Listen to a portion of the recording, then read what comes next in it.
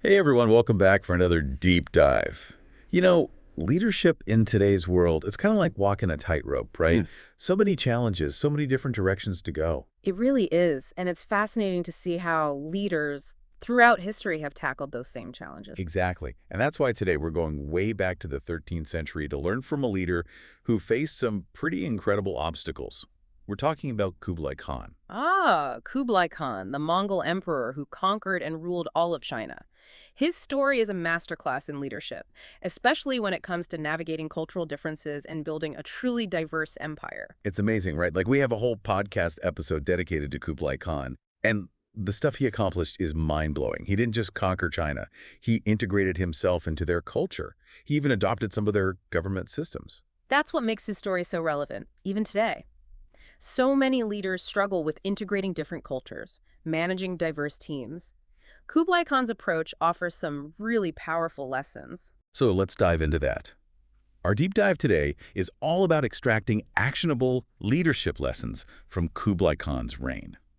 Stuff you can actually apply in your own life and work. Absolutely. And one of the first things that jumps out at you about Kublai Khan is that he didn't come in and say, all right, everybody, we're doing things the Mongol way now. He actually did the opposite. Really?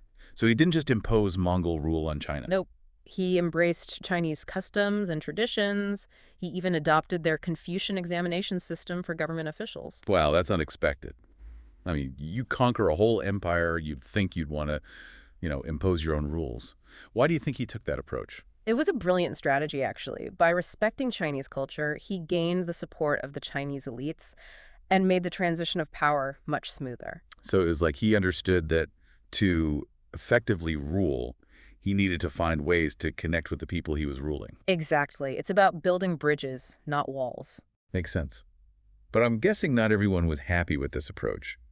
Weren't there some Mongols who felt like he was giving too much ground to the Chinese? Oh, absolutely. Some Mongol leaders definitely felt that way. They thought he was becoming too Chinese, abandoning his Mongol roots. So how did he handle that pushback? He had to walk a very fine line. Hmm. He kept some Mongol traditions alive within his court, and he continued to promote Mongol officials. But he also made it clear that he was committed to ruling China in a way that respected Chinese culture. That's a tough balancing act. And it makes me think about the challenges we face today with diversity and inclusion. How do we stay true to ourselves while also being open to different perspectives and ways of doing things? It's a question every leader has to grapple with. And Kublai Khan's story shows us that it's not about choosing one side or the other. It's about finding ways to integrate different cultures and perspectives to create something stronger and more resilient. Integration, that's a great word for it. So he's integrating with Chinese culture, but he's also reforming their government. We're talking new provinces, fairer taxes, massive infrastructure projects like expanding the Grand Canal. The guy was a powerhouse. He was, and those reforms weren't just for show. They were carefully designed to make the empire more stable and prosperous, which ultimately benefited everyone, including Kublai Khan himself. I see. So it was kind of like a win-win situation. He strengthened his rule, and the people benefited from a more stable and prosperous society. Exactly. And it highlights a crucial lesson for leaders today. When you focus on creating systems that benefit everyone, it ultimately leads to greater success for the entire organization. So what can we take away from this? I mean, it's one thing to talk about Kublai Khan's reforms in 13th century China, but what does that mean for us here and now? It means we should always be looking for ways to improve the systems we operate in. Whether it's our workplace, our communities, even our own families, there's always room for improvement.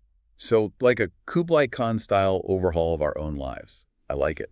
Well, maybe not a complete overhaul, but definitely a willingness to examine our systems and see how we can make them more efficient, more equitable, and more beneficial for everyone involved. That's a great point, and I think it's a perfect place to pause for now. We've covered a lot of ground already, but there's so much more to unpack. Stick around, because when we come back, we'll be diving into how Kublai Khan navigated his dual identity as both a Mongol leader and the Emperor of China. Plus, we'll explore the incredible period of cultural exchange and innovation that flourished under his rule. Welcome back, everyone. We're continuing our deep dive into the fascinating leadership of Kublai Khan. Yeah, last time we were talking about his unexpected approach to ruling China. Embracing their customs, reforming the government. Right, not exactly the typical conqueror playbook. Exactly. And that actually leads perfectly into what I wanted to ask about next. Yeah. Kublai Khan, he was both a Mongol leader and the Emperor of China, right? Like, how did he manage that dual identity? I mean, that's got to be tricky. It is, and it's a challenge that resonates with a lot of leaders today. Think about managing teams with people from different backgrounds or, even just navigating the different roles we play in our own lives. Yeah, totally. Yeah. So how did Kublai Khan handle it? Did he, like, favor one side over the other? Like, was he more Mongol or more Chinese? He was actually pretty masterful at blending those two identities. He didn't abandon his Mongol heritage at all. He still promoted Mongol officials, maintained a lot of their traditions within his court. Okay, so he was keeping the Mongols happy. Yeah. But what about the Chinese? Well, that's where his integration of Chinese culture comes in. He adopted their customs, used their systems of governance, even built his capital city in a way that reflected Chinese architectural styles. So he wasn't trying to erase either side of himself. He was trying to create something new that included both. Exactly. And that sent a powerful message to both the Mongols and the Chinese. It said, hey, we're all in this together. We can respect our differences and still create something amazing. I love that. It's not about choosing one side or the other. It's about finding that sweet spot where everyone feels seen and heard. Exactly. And it's so relevant for today's leaders. We live in a world that values authenticity but also demands the ability to connect across differences. Kublai Khan shows us it's not an either situation. You can be yourself and still be open to other ways of being. Mhm. It's all about that integration, right? Bringing things together to create something even stronger. You got it. And speaking of bringing things together, Kublai Khan's reign saw a real flourishing of cultural exchange and innovation.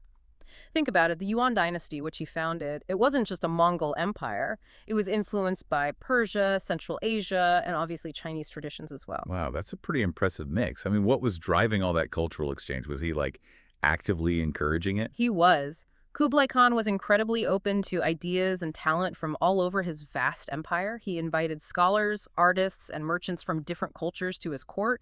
He wanted to learn from them, see what they had to offer. It's like he understood that diversity of thought was a strength, not a weakness. Exactly. And that's something we can all learn from. Surrounding ourselves with people who have different backgrounds, experiences, perspectives can lead to some amazing results. Yeah, I think sometimes we get stuck in our own little bubbles and forget that there's a whole world of ideas and perspectives out there. It's easy to do, but it's important to actively seek out those different viewpoints. Just like Kublai Khan brought together experts from all over his empire, we can benefit from listening to people with different backgrounds and experiences, even if their ideas initially seem strange or unfamiliar. So to kind of recap this part of our deep dive, it seems like Kublai Khan was really a master of bringing things together, right? Yeah. Integrating different cultures into his leadership style, integrating different parts of his own identity, and then actively seeking out and integrating diverse talent into his empire. He really was. And it's a great reminder that leadership today is not about imposing a single vision or way of doing things. It's about finding ways to connect, to collaborate, and to really leverage the power of those different perspectives to create something truly remarkable. Welcome back to our deep dive into the leadership lessons of Kublai Khan.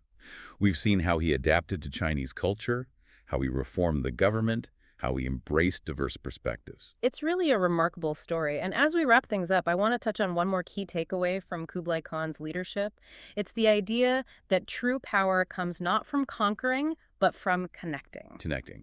We've talked about his adaptability, his skill at bringing people together, but how does connecting fit into all that?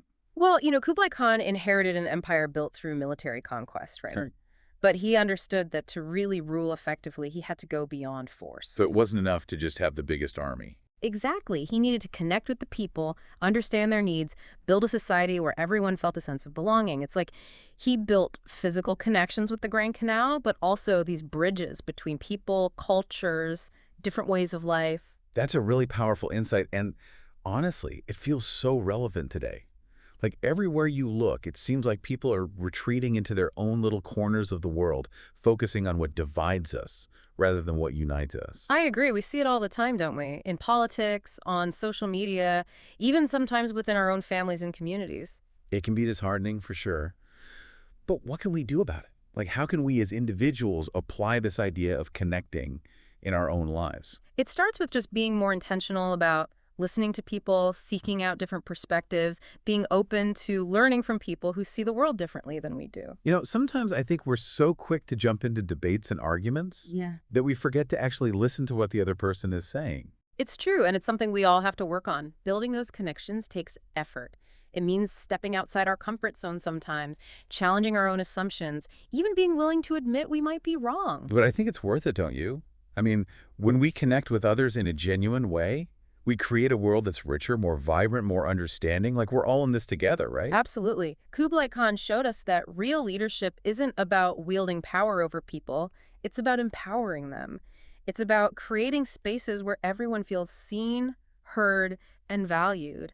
And that starts with that simple act of connecting. I love that. So listeners, as you go about your day, your week, your life, think about how you can connect with the people around you. How can you build bridges instead of walls?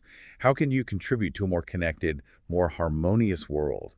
Might not be easy, but I think Kublai Khan would tell us it's definitely worth the effort.